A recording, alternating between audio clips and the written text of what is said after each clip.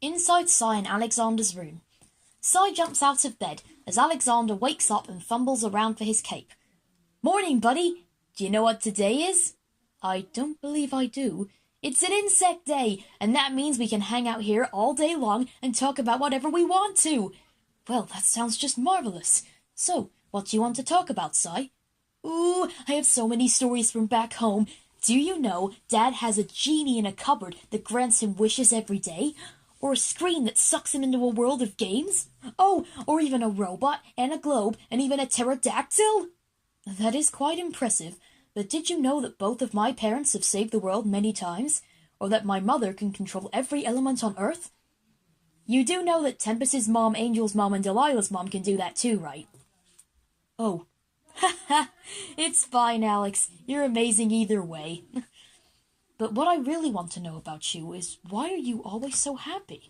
You seem so enthusiastic every day." "The secret is to think happy thoughts all day long, Alex. People may call me obnoxious or annoying, but I just can't help but spread a little positivity wherever I go." "I suppose we're quite similar then. I do something like that at times too. But remember, Cy, you are always allowed to feel other emotions. We don't expect you to keep up your happy face." "Thanks, Alexander. I'm glad Ma chose us to share a room together." "Do you get the feeling she knew that we would get along?" "You know what? I think she did." Cy and Alexander laugh and begin chasing each other around. Inside Sapisha and Angel's room. Angel practices firing at targets as Sapisha floats behind her. "Come on, Angel. You can do it." "I'm trying my best here. You're just floating behind me while I do all the work." "You know what they say. You'll never know unless you try." She eventually gets tired of trying and drops to the floor. "It's no good. I'll never get used to my powers." Hey, let's have less of the negative talk." "But look at you. You're already such a pro at this stuff, and I'm still struggling." "Okay, Angel, let's get one thing straight." Sapisha sits Angel down on her bed. "The only reason I'm so good at this is because I was excited. The day I was told I was part dummy made me go crazy on my powers all day long. I practiced tirelessly every day to get them as good as Dad's, and that's why I can do all of this stuff so easily." "I bet my dad never had any problems with his." "Everybody is different. Your dad was a fully fledged robot from the moment he was made, but you're part human. It will take time to hone your abilities, but when you can, no one will ever try to hurt you." "I never thought of it that way before. That was really wonderful, Sapisha." "All right, let's try it one more time, and then I can get snacks out of the drawer." Angel stands up again. She focuses on the target for a long time before firing a single laser missile. It hits the target in slow motion. Angel looks up and sees she has done it. "I did it! I actually hit a target!" "See? It'll take a long while, but this is the first step to doing it like your dad and me." Angel hugs Sapisha. She is surprised at first, but settles into it in no time. Inside Christopher's and Tempest's room. Christopher reads a book standing up as Tempest rolls around on his bed, bored. "Christopher, I don't mean to be that guy, but don't you do anything other than giving out advice and reading books? I can understand why I could be seen as boring, but firefighting is a very important job, something I aspire to be when I grow up. Don't you do anything else, like going skateboarding or bike rides or anything else?" I do, actually. Sometimes my parents let me go out on fire patrol. Tempest pricks his head up. You do? Yes. I come with them to real fires and observe how they deal with it so I can do it when I'm older and become one. What kind of stuff happens? Oh, fires can be caused by a number of things, Tempest. Electricity, gas, paper left in the sun. But the most common cause is Norman Price, the little rascal. He's a bad kid? That is the biggest understatement I have ever heard. He causes nearly all the fires in Pontypandy. What? An absolute legend! His parents must grill him. And yours don't? You get into a lot of trouble as it is, Tempest. How many times have you been to Dr. Range these last few weeks? I can't help if I want to be an amazing hero like Mom. She had to get through an awful lot to save us monsters. I don't doubt it. You really must tell me more. Tempest begins telling more stories as Christopher puts his book down. Inside Delilah and Clemence's room. Clemence watches as Delilah paces up and down the room. Oh, gosh.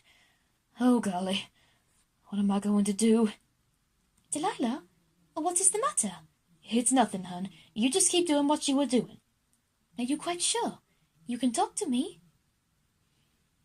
Promise not to tell? Clemence signals that her lips are sealed. Eckett House is due to put on one of Elizabeth's mom's musicals, and auditions are tomorrow. Now, I know my card tricks are pretty impressive, but I have... Well, the thing is, I have really bad stage fright. You have what? Stage fright. Performing to big crowds makes me nervous, and just the thought of everyone looking at me is terrifying. Oh, I see. Everyone gets nervous from time to time, Delilah. I'll be right with you if anything goes wrong. It's nice to have your back, and I appreciate that. But it'll take more than a sweet French roommate to sort out my fears.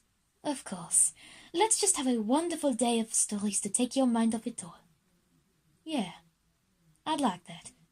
Inside Mary and Eliza's room. Eliza has her duvet wrapped around her, while Mary checks out her wallpaper. There is so much ink in here! Your dad sure is something, isn't he? May I ask, if it's okay, how do you know about him? Didn't anyone ever tell you there's a game about your dad?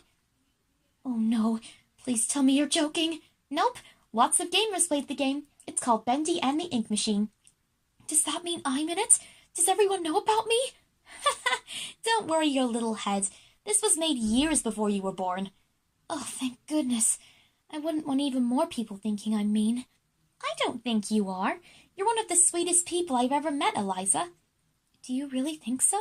Times 100! You're so adorable I could just pinch your cheek.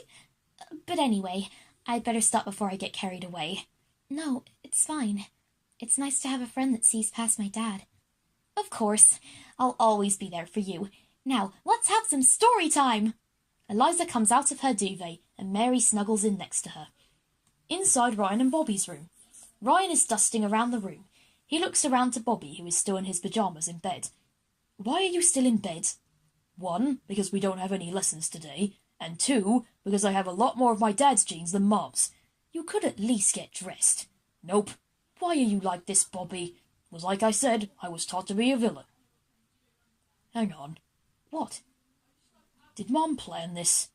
Putting the cleanest and the most villainous in a room together? Oh my! I think you have a point. She planned out everything. You know, maybe it gives us a chance to learn from each other. You need to learn to let go. Can I help trying to keep things tidy? And I need to learn to do more things than being a villain. Mom sure is crafty. I suppose she is. Well, this is as best a chance as we can get today. Grab a duster and let's get cleaning. Not until you have a lay down and let me get you something to eat. It's the least you can do to make up for the art incident. All right. It's a deal, Bobby. Bobby grabs a duster and a snack, while Ryan sighs and sits down on his bed. Inside Elizabeth and Maria's room. Maria is playing the drums, while Elizabeth looks at some old pictures. You really love drumming, don't you? Can't get enough of it. Can I ask a question? Shoot! Do you ever think about the past? Maria stops drumming. Well, that's an interesting question. I'd have to say I do, but it's important to look to the future too. I want to take my drums out on the road when I'm done here. What about you? I've always wanted to work with children, in a school like this one. Wow! Hey, what pictures have you got there? Just some pictures of me when I was younger. Let me have a look. Maria jumps on the bed next to Elizabeth. Okay, this is from my first day of school. I was really scared about leaving my parents. This one is me at the swimming gala. Unlike Mum, I could swim. Throwing shade, I see. And this one was taken on my last day at school. I had no idea how bad secondary would be, but I guess that's why I'm here now. You look so cute. All I ever did was break into the music room and play drums until the teachers came to get me. Why am I not surprised in the slightest? What can I say? Music is in my blood. You are the best roommate I could ever ask for. I could say the same of you. But you only have me for this year, so let's make the most of it. Okay, why don't we practice the audition tomorrow? Maria and Elizabeth stand up and practice their monologues.